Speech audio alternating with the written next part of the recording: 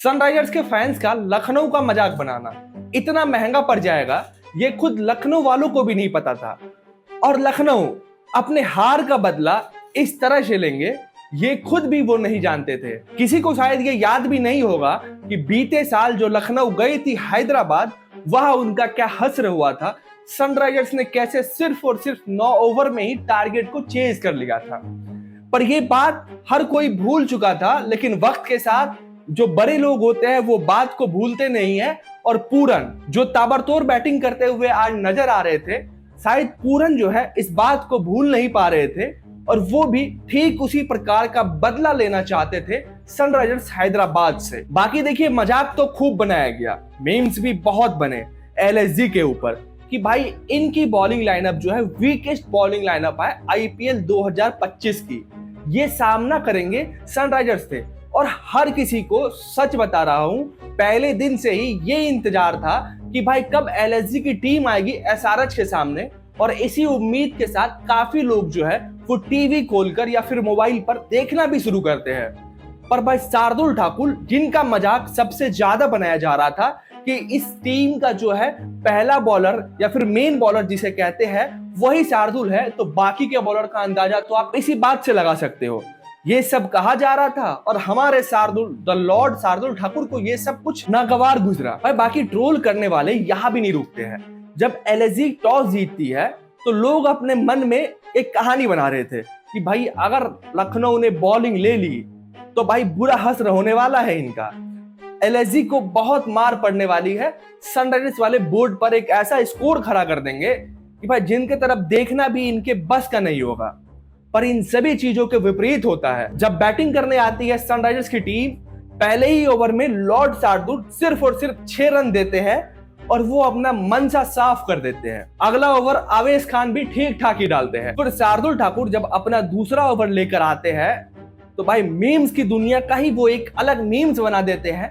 पहले ही आउट करते हैं अभिषेक शर्मा को, फिर नंबर लगता है ईशान किशन, मतलब 2 लगातार बॉल और 2 विकेट, और शार्दुल ठाकुर रहते हैं हैट्रिक पे। भाई किसी ने सोचा भी नहीं होगा कि शार्दुल ठाकुर जो कि अनसोल्ड गए थे वो इतना तगड़ा कमबैक करेंगे। पहले मैच में भी एक ही ओवर में 2 विकेट, दूसरे मैच में भी एक ही ओवर में 2 विकेट। तो भाई मामला यहां से जो है पूरी तरह से गड़बड़ा गया था, क्योंकि अभिषेक शर्मा, ईशान किशन, 2 दिग्गज सनराइजर्स के इस मॉन्स्टर लेवल का 2 पिलर जो है वो पहले ही टूट चुका था, जिसे तोड़ा हमारे शार्दुल ने, लॉर्ड शार्दुल ने। अब लोग यहां भी सोच रहे होंगे ये तो सिर्फ 2 है, क्लासन बाकी है, हेड बाकी है, नीतीश कुमार रेड्डी बाकी है।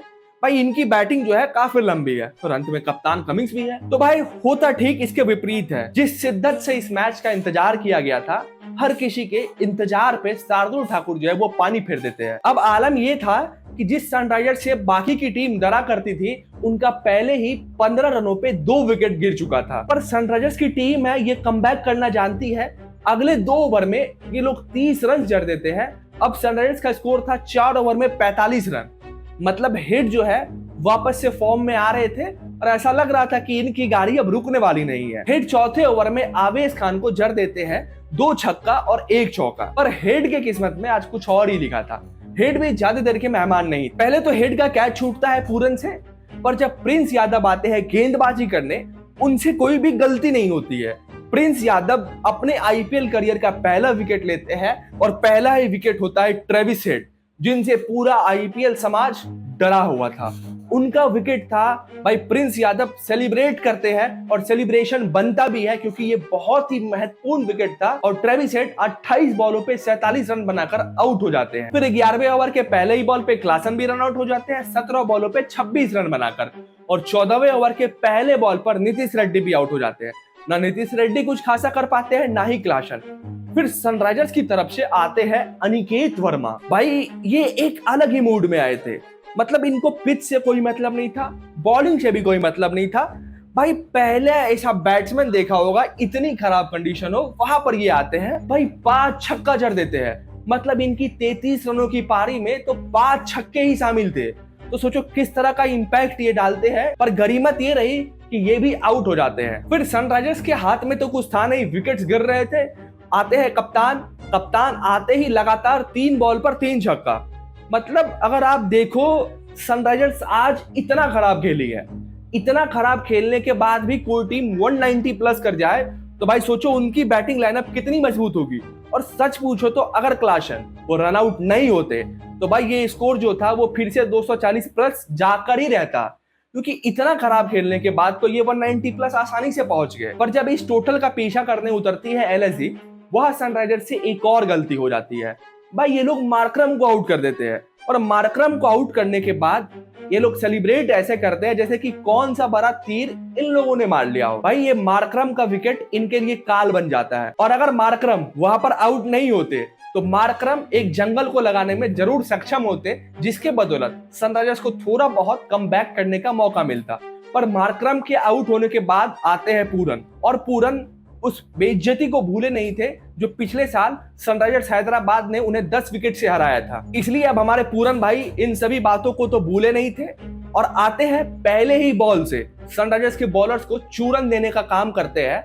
इतना ताबड़तोड़ इनका बैटिंग था कि पहले 12 बॉलों पर ही ये 39 रन पर थे। और फिर ये जो काव्या के चेहरे पे शिकन दिख रही है, ये सिर्फ और सिर्फ पूरन की उसी तूफानी पारी की देन है। पहले मैच में 30 बॉलों पे 75 रन करते हैं, दूसरे में पूरन 26 बॉलों पे 70 रन कर देते हैं। 6 चौका और 6 छक्का शामिल था 269 का स्ट्राइक रेट से। और सच पूछो तो मार्करम का विकेट गिरना, पूरन का आना, पहले 12 बॉलों पर 39 रन का बनना, मैच वहीं पर खत्म था। और दहशत पूरन का ऐसा था कि जब पूरन आउट हुए थे तो मतलब मैच वहीं पर खत्म हो चुका था, क्योंकि आउट होने से पहले वो अपना काम कर चुके थे। जब वो आउट होते हैं एलएसजी का उस वक्त स्कोर था 9 ओवर में 120 रन। मतलब अब यहां से कोई भी टीम हार तो नहीं सकती थी। और इनका साथ दे रहे थे मिशेल मार्श, पहले भी मैच में अच्छी बैटिंग करते हैं। इस बार तो ये ऑस्ट्रेलिया से आई ही है सिर्फ बैटिंग करने के लिए, ना तो इन्हें फील्डिंग करना है ना इन्हें बॉलिंग करना है, तो सिर्फ ये बैटिंग करते हैं और वहां इनका परफॉर्मेंस का शानदार है। तो इन दोनों की बदौलत ही सनराइजर्स को इस मैच में भाई हार का सामना करना पड़ता है और एलएसजी की टीम को जीत का स्वाद चखने को मिलता है। नहीं तो आज ऋषभ पंत कप्तानी तो ये अच्छी करते हैं, पर कप्तानी के बाद बैटिंग से भी इन्हें अपना जलवा दिखाना होगा, क्योंकि ये काफी महंगे बिके थे। पर आज भी ये एक छक्का लगाते हैं, पर अंत में रिजल्ट ये रहता है 15 बॉलों पर इनके रन्स थे 15। मतलब इनको अभी बैटिंग करनी होगी अच्छी खासी, नहीं तो आपको केएल राहुल का पार्ट 2 दिखने को मिलेगा बहुत ही जल्द। फिर मैच तो बना ही हुआ था, पर फिर भी बदोनी का शानदार कैच लिया जाता है। पर्पल पटेल जो है उनका कैच लेते हैं। 39 बॉलों में अब चाहिए थे यहाँ से 34 रन, पर उनके आउट होने के बाद आते हैं अब्दुल समाद, जो कि काफी जल्दी में थे। ये अपने 8 बॉलों पे 22 रन करते हैं और एलएसजी की टीम को जीत का पहला स्वाद चखाते हैं। और एलएसजी इस टारगेट को चेज कर लेती है 16.1 ओवर में भाई 193 रन। मतलब ये इतना भी आसान नहीं था, एक तो 16 ओवर में चेज कर लेना, ऊपर से सनराइजर्स। पर सनराइजर्स के सामने ये थोड़ा ठीक भी लगता है, क्योंकि इनकी बॉलिंग उतनी भी मजबूत नहीं है।